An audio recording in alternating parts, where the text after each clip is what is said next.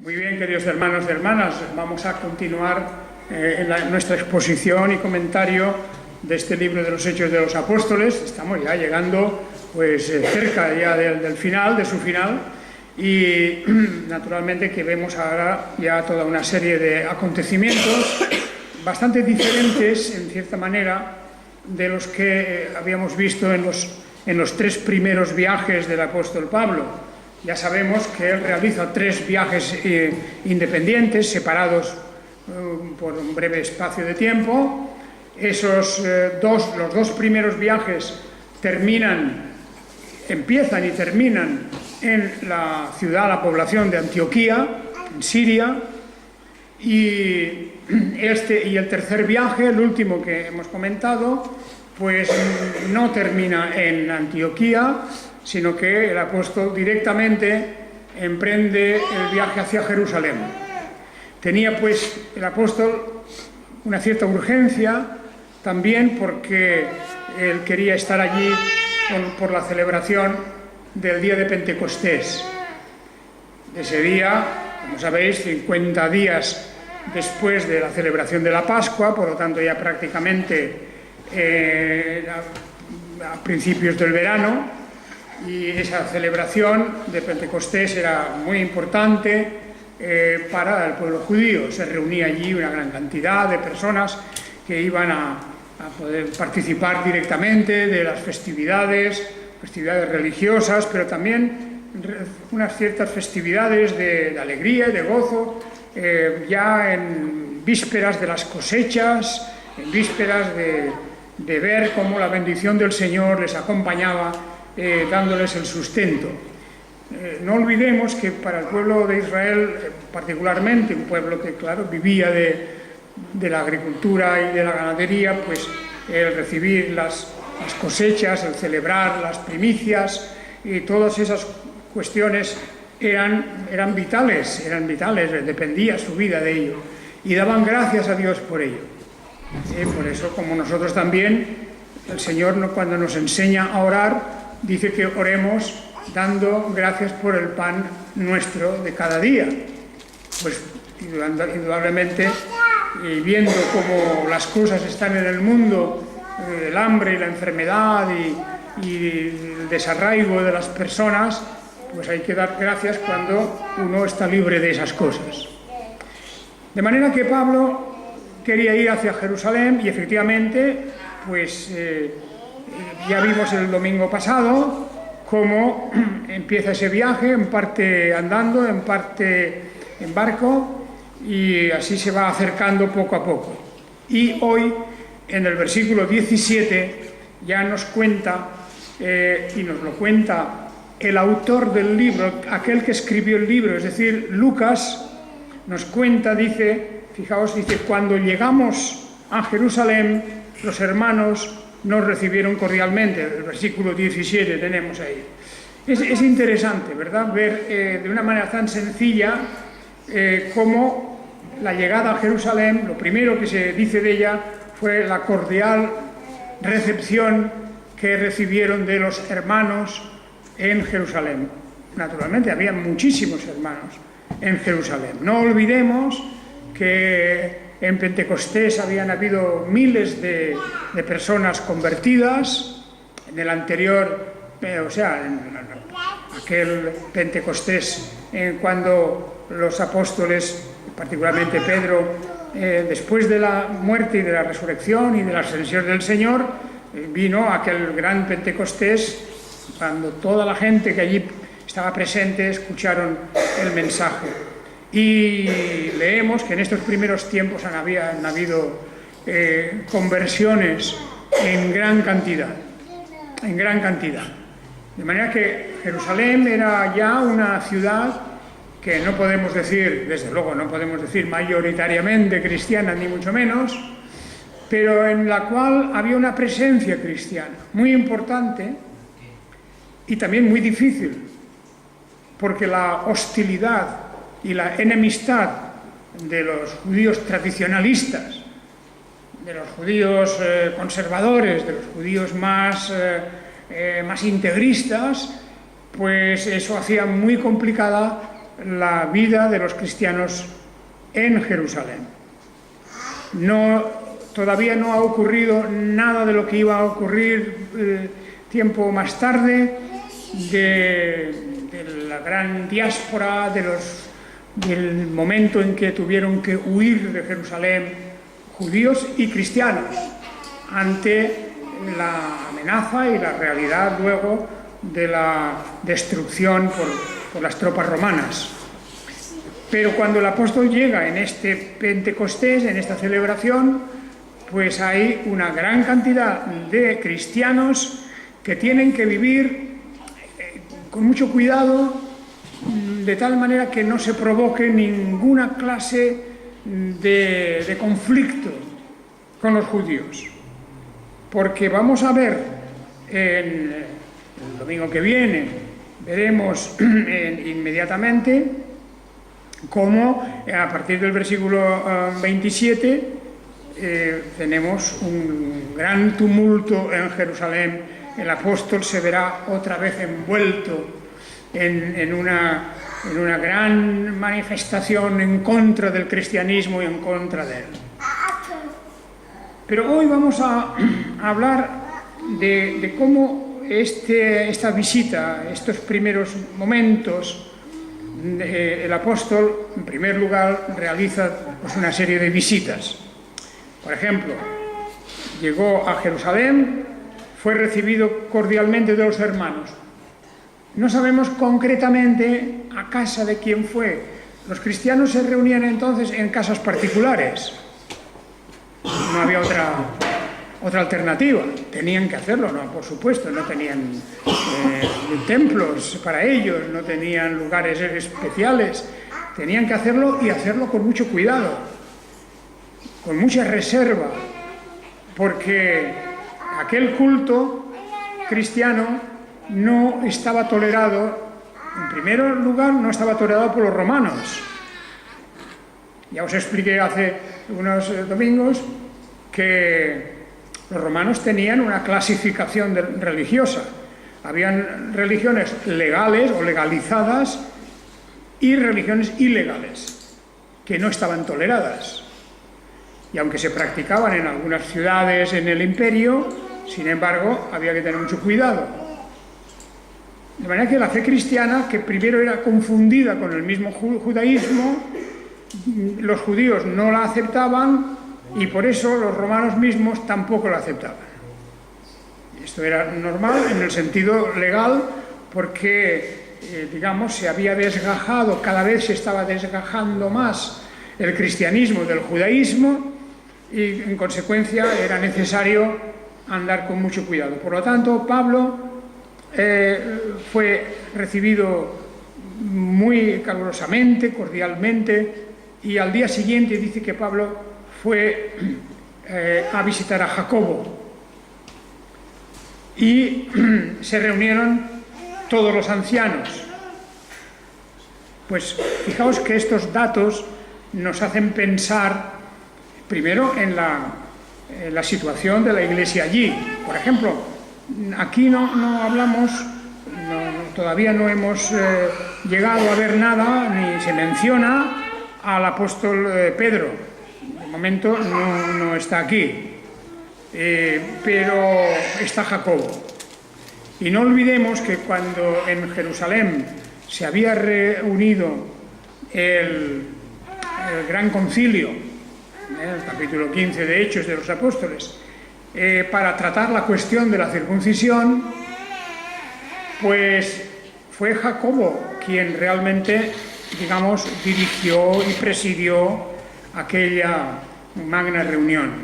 Pedro también entró luego, diríamos, a tomar parte de esa reunión, pero Jacobo era una figura muy importante en este momento. Jacobo Santiago, naturalmente estamos hablando del apóstol Jacobo o apóstol Santiago, que es la misma persona.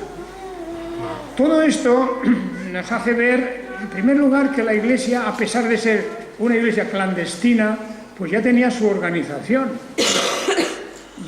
habían tenido concilios, ya habían tenido toda esta labor de enviar a Pablo y a varios, Timoteo, ¿os acordáis del viaje que hizo con él? Juan Marcos también, en parte del viaje, de alguno del primer viaje, y Lucas mismo, naturalmente, Lucas, que es el que es testigo presencial de todo aquello y que lo va escribiendo lo que está ocurriendo. Así que aquí, en presencia de Pablo y de Jacobo, se reunieron con los ancianos, y se refiere, por lo tanto, a estos ancianos, en griego presbíteros, los ancianos, el nombre presbítero se refiere a aquellos que forman un consejo de gobierno de la Iglesia. Y entre ellos suele haber uno a quien le es encomendado y le es otorgada la función de la predicación y enseñanza principalmente. Eso cuando hablamos de congregaciones. En estos momentos en Jerusalén habían muchos cristianos, no podía depender todo de una sola persona, ni mucho menos.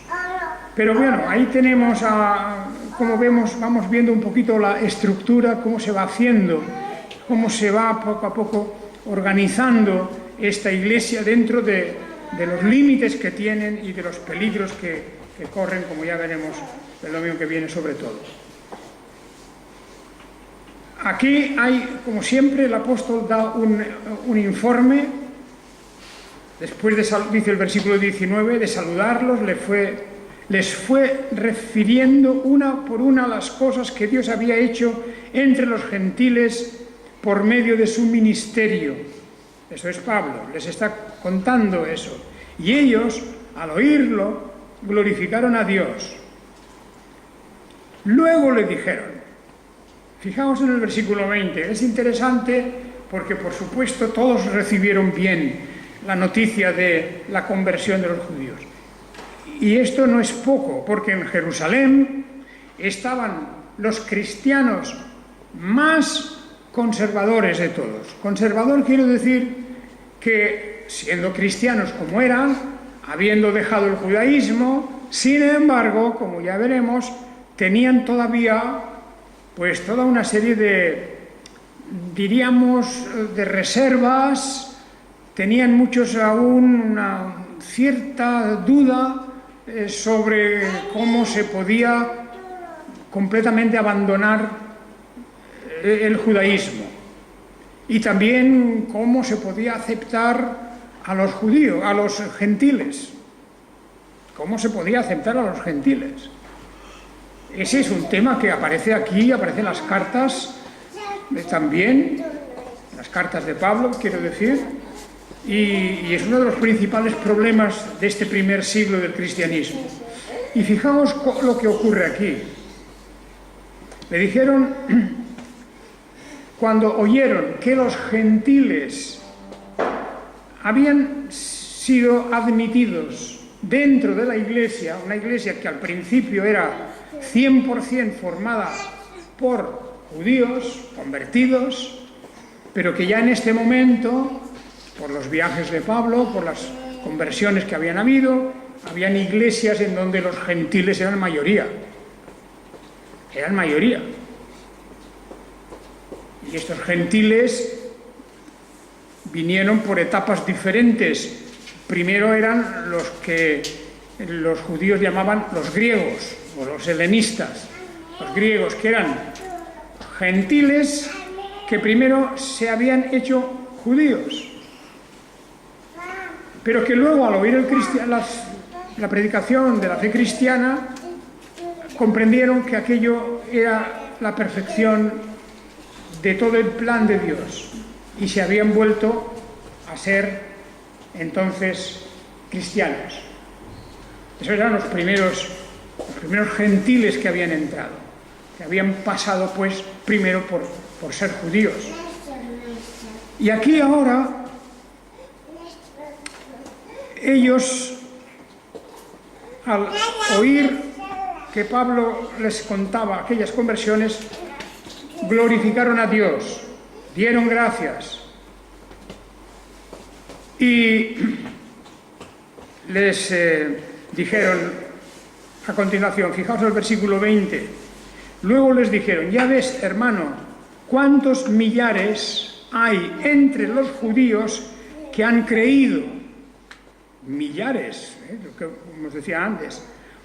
Pero todos son celosos observantes de la ley. Aquí hay una cuestión candente, muy importante y complicada. ¿Cómo es posible que digan ellos, han creído millares de judíos, pero todos son celosos observantes de la ley? Esta cuestión es importante porque desde el primer momento quedaba claro que la observancia de la ley de Moisés era una cuestión que quedaba arrumbada a un lado. ¿En qué sentido? Del todo, no. La ley de Moisés iba a quedar fuera del cristianismo en la cuestión ceremonial, en lo que se refiere a los mandamientos ceremoniales. Es decir, las ceremonias propias del judaísmo ya no se practicaban dentro de la Iglesia cristiana. Y también la cuestión de los sacrificios. Por supuesto que ya no se celebraban sacrificios en ninguna iglesia cristiana. Los sacrificios propios de la ley de Moisés no se celebraban. Más aún, tampoco se circuncidaba. Y esto sí que era un gran salto de diferenciarse del judaísmo, porque el no circuncidarse iba a convertirse en el gran problema del primer siglo para la Iglesia cristiana. Prácticamente hasta que judíos y cristianos se separan a la fuerza por la destrucción de Jerusalén y ya no existe un Sanedrín para juzgar estas cuestiones religiosas y todos esos asuntos que hay históricos, pues resulta que hay ahí una especie de choque entre ellos y la circuncisión era lo principal. Porque si no estaba una persona circuncidada, no podía pertenecer al pueblo de Dios, el pueblo de Israel hasta entonces. Esto era algo muy complicado. ¿Os acordáis que explicábamos cómo Pablo circuncidó a una sola persona, o mandó circuncidar a una sola persona, que fue a Timoteo? Lo mandó circuncidar porque, como su padre era gentil y su madre era judía, y Timoteo iba a ser acompañante suyo para ir visitando sinagogas, una detrás de otra, etc., pues cuando se enterasen de que aquel acompañante, Timoteo, no era circuncidado, iba a ser rechazado. Ni siquiera lo dejarían entrar en la sinagoga. Y entonces el apóstol Pablo, por esta razón, y como una excepción, mandó circuncidar a Timoteo. Es la única excepción que hizo, y lo hizo por eso, pero él muy claramente habla en las cartas apostólicas suyas, sobre todo en la carta a los Gálatas, manda que no sea circuncidado ya nadie. El de la circuncisión de tipo religioso, con carácter religioso, es una marca de judaísmo y por lo tanto del antiguo pacto. Y el apóstol Pablo dirá, no podéis circuncidaros. Si os circuncidáis, Cristo no os va a servir. Es decir, es como si prescindierais de Jesucristo. Esta era la cuestión. Bueno, pues aquí dice que los judíos, todos son celosos observantes de la ley. Dice al final del versículo 20, ¿qué hemos de entender en esta frase? Que todos los cristianos que vienen del judaísmo continuaban practicando la circuncisión de sus hijos. Yo diría que no. Y no se aclara esto aquí en el texto mismo, pero yo diría que no. Porque en la gran asamblea que se celebró en Jerusalén, la que tenemos en el capítulo 15, allí se dice claramente que a los cristianos, nuevos cristianos, no se les obligue a circuncidarse. Esto era lo que ellos trataron claramente de establecer ante el problema que se había organizado, porque algunos que habían venido de Judea les decían a los hermanos: a menos que seáis circuncidados conforme al rito de Moisés, no podéis ser salvos. Eso estaba en Hechos 15:1. No podéis ser salvos si no os circuncidáis. Y eso fue lo que provocó el concilio de Jerusalén, y allí se trata de decirle, bueno, únicamente vamos a pedirles a los gentiles que se convierten, pues no que sean circuncidados, pero que se abstengan de las contaminaciones con los ídolos, de fornicación, de lo estrangulado, de sangre, etc. Todo eso era la imposición. Y por tanto hemos de pensar que cuando Pablo llega a Jerusalén y le dicen: es que aquí hay miles entre los judíos que han creído, judíos, pero también gentiles que se han convertido, toda una gran masa de gente, y todos son celosos observantes de la ley. Pero esto lo dicen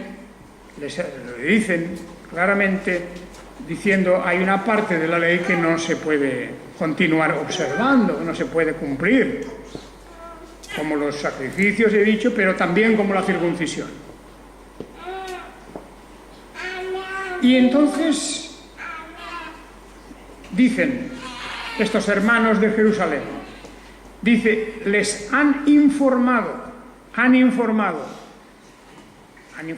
a judíos de los ortodoxos, pero también a judíos que se han hecho cristianos, y también a gentiles que se han convertido al cristianismo, pasando o no a través del judaísmo. Todo esto parece un poco complicado, ¿no?, de lío, pero es que había ahí toda una masa de gente, cada uno con circunstancias diferentes. Y todos habían sido informados acerca de ti, le dicen, acerca de ti, Pablo, que enseñas a todos los judíos que están entre los gentiles a apostatar de Moisés, diciéndoles que no circunciden a los hijos ni practiquen las costumbres. ¿Qué hacer, pues? Sin duda oirán que has venido. Fijaos aquí, pues, la cuestión, porque dice, todos tienen la información de que tú andas por las sinagogas. Claro, Pablo visitaba las sinagogas, y en sus discusiones él decía, ¿no?, hemos entrado en el nuevo pacto, tenemos a nuestro Señor Jesús, el Mesías, en él tenemos salvación por medio de la fe, no es a través de la ley. Todo eso lo predicaba él abiertamente, y también estaba diciendo, no debemos circuncidarnos, porque el que se circuncida está obligado a guardar toda la ley. Y si es por la ley por lo que hemos de salvarnos, entonces no es por la gracia y no es por el perdón gratuito de Dios. Y este mensaje el apóstol lo estaba repitiendo, y claro, la fama suya se había corrido, se había extendido por todas partes, y una de las cosas que decían es, este hombre está diciendo que tenemos que apostatar de Moisés, tenemos que dejar la ley de Moisés, incluso que no hay que circuncidar a los hijos, que no hay que practicar las costumbres judías. Así que, como este era el problema, el apóstol se encontraba en Jerusalén. Esto era, bueno, era como hoy día, si una persona cristiana va a la Meca y allí empieza a hablar mal del Islam, por ejemplo, ¿verdad?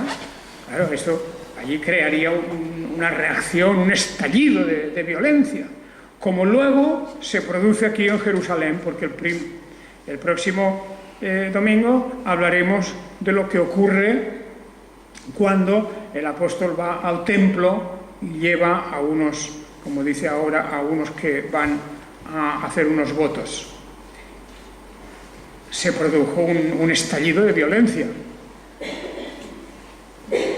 de tanta violencia que tuvo que intervenir la guardia y tuvieron que sacar arrastrándolo a la fuerza a Pablo, porque la gente ya se le echaba encima como queriéndolo despedazar de la ira, como ocurre con estas grandes masas de gente que se reúnen en manifestaciones, que una chispa cualquiera puede encender la ira de ellos y el deseo de acabar con el enemigo.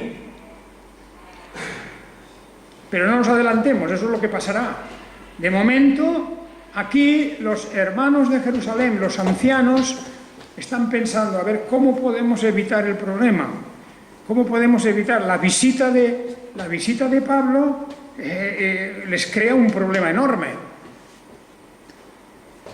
porque la fama suya y la predicación tan directa, tan fuerte, como les escribe más tarde a los Gálatas y a otras iglesias, les va a decir: si estáis en la ley, si continuáis en la ley de Moisés, la obra de Jesucristo la estáis destrozando, la estáis menospreciando, y no os sirve de nada para vosotros. Es por la fe, es por la gracia, no es a través del cumplimiento de la ley, y eso ha de quedar claro siempre en nuestra mente.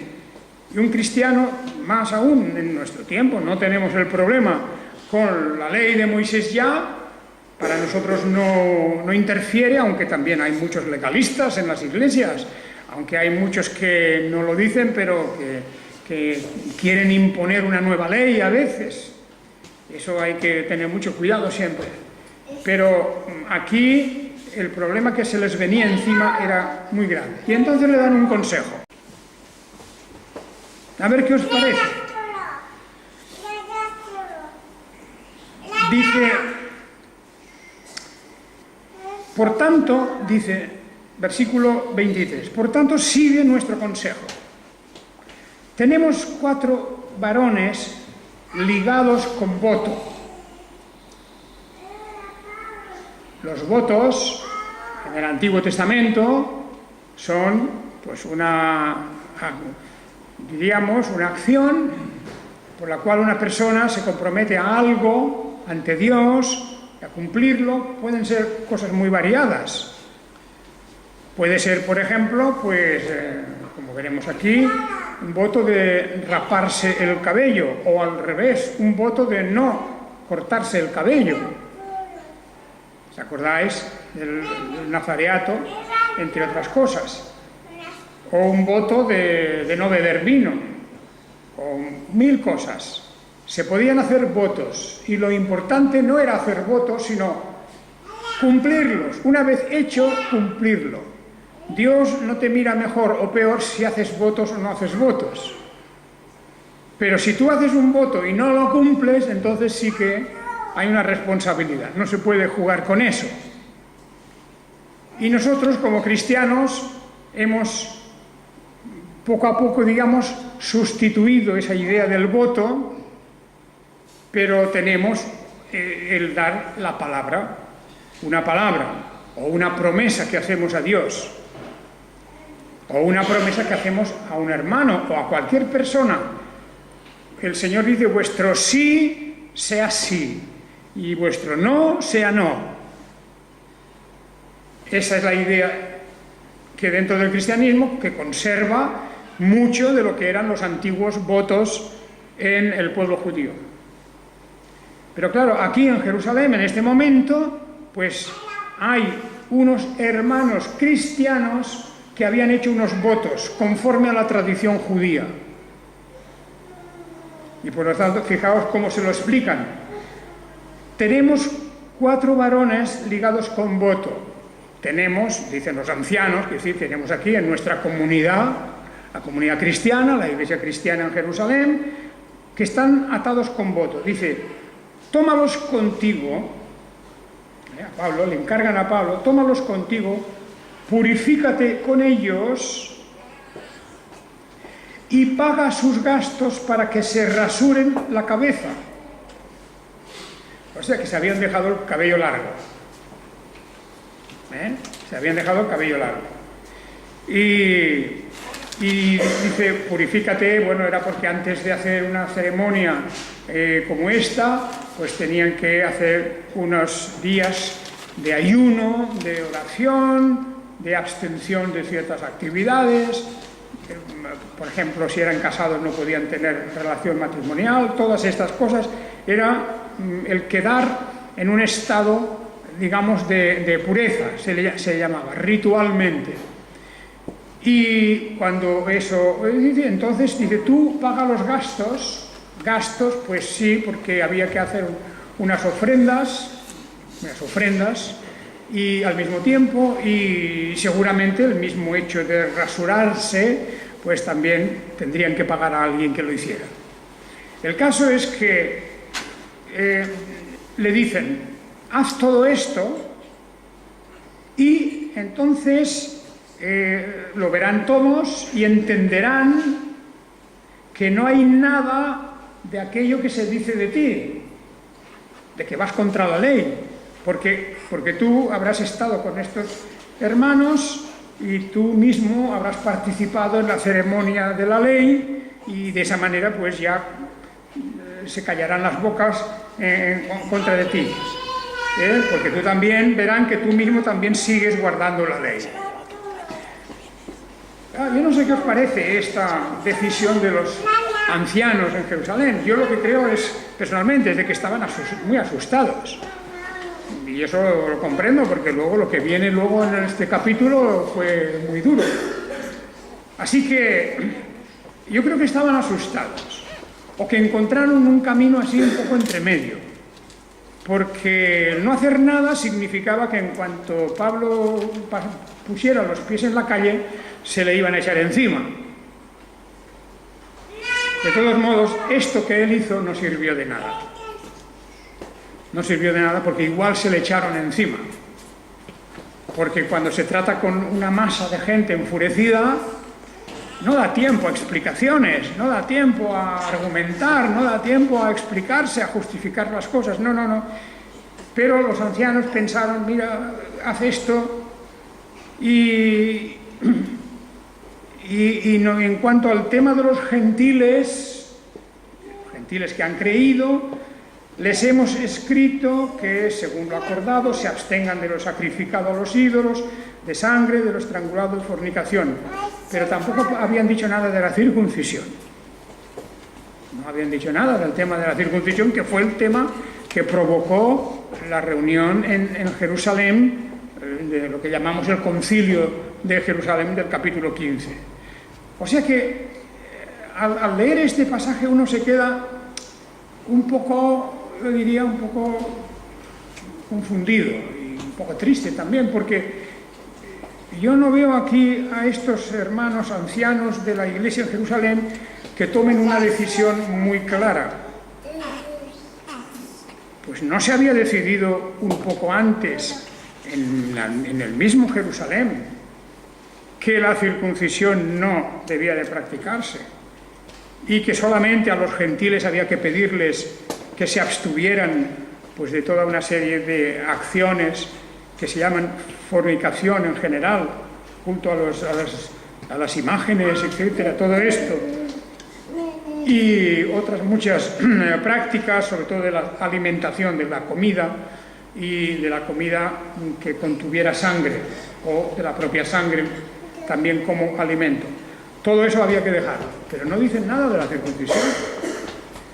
Así que a los gentiles les hemos dicho, les hemos escrito, que se abstengan de todo eso. Y Pablo, bien, pues vio ahí, en primer lugar, que la ceremonia en la que él tenía que participar no era muy comprometida, porque al fin y al cabo un voto lo podemos seguir haciendo. Un cristiano, si quiere hacer un voto, que lo haga. No hay nada en contra, ninguna prohibición. Forma parte de la ley de Moisés, es verdad. Pero claro, los mandamientos también forman parte de la ley de Moisés y seguimos practicándolos. Y queremos practicarlos. Así que el apóstol aceptó, y no entró en más preguntas, aceptó esa solución. Y dice el versículo 26 que tomando consigo a los varones, a estos hombres, al día siguiente se purificó con ellos y entraba en el templo para informar del cumplimiento de los días de la purificación hasta que fue ofrecida la ofrenda por cada uno de ellos. Claro, todo esto se hacía en el templo, se hacía en presencia de por lo menos algún sacerdote y era un acto público. Y significaba que en aquel momento quedaban libres del voto de dejarse el cabello largo y se rasuraron, se cortaron el pelo. Y Pablo pagó todos los gastos y los acompañó y por lo tanto dicen, de esta manera verán que tú no estás enemistado con la ley de Moisés. Como diciendo, tendremos un poco más de tranquilidad aquí. Bien, ahí es una cuestión que no podemos tampoco juzgar más por ya sabemos, y hay que decirlo otra vez, que Pablo había circuncidado a Timoteo, aunque Pablo estaba en contra de la circuncisión, pero Pablo había circuncidado a Timoteo por unas circunstancias especiales, pensando que el mal menor era ese. No lo circuncidaba como otros lo hacían, que era pues precisamente para incluir a esas personas en el pacto de la gracia de Dios. Para los judíos estar circuncidado era como ser ya salvado con toda certeza. Lo que importaba era estar circuncidado. Para los judíos la circuncisión era absolutamente imprescindible para ser salvo. Esa es una cosa evidente. Y Pablo no lo hizo para eso. Pablo lo hizo para que Timoteo pudiera tener relación con otros judíos en las cuestiones religiosas, etc. Bien, ya veis lo complicada que resulta la vida y lo complicado que resultan todas estas cuestiones, el cuidado con que hay que hacer las cosas, pero aún así es inevitable. El choque entre judaísmo y cristianismo se tiene que producir y ya se está produciendo, pero el choque definitivo pues llegaba ya rápidamente en todo esto y sobre todo con la intención de los judíos de dar muerte a Pablo. Él era el gran enemigo. Y yo diría, sigue siendo. El apóstol Pablo sigue siendo el gran enemigo del judaísmo tradicionalista, para decirlo así. Y los judíos, muchos autores y escritores, incluso del siglo XX y de hoy, han escrito mucho contra el apóstol Pablo. Contra este Pablo de Tarso, o Saulo de Tarso, Saúl, contra este hombre que ha derribado el carácter único y sacrosanto del judaísmo, sobre todo de la ley y de las ceremonias y de todo lo que significaba el aparato del antiguo pacto. Todo eso se viene abajo por la obra del apóstol Pablo, el cual va a enseñar una cosa muy sencilla,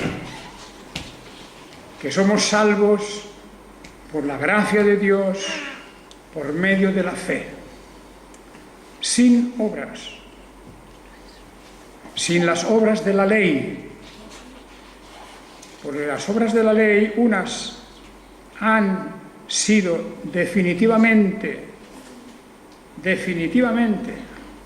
apartadas de nuestra vida, y otras son las obras de misericordia que sí están en la ley y que seguimos practicando. El amor al prójimo, porque el resumen de toda la ley es el amor a Dios y el amor al prójimo. Y en eso se quedará.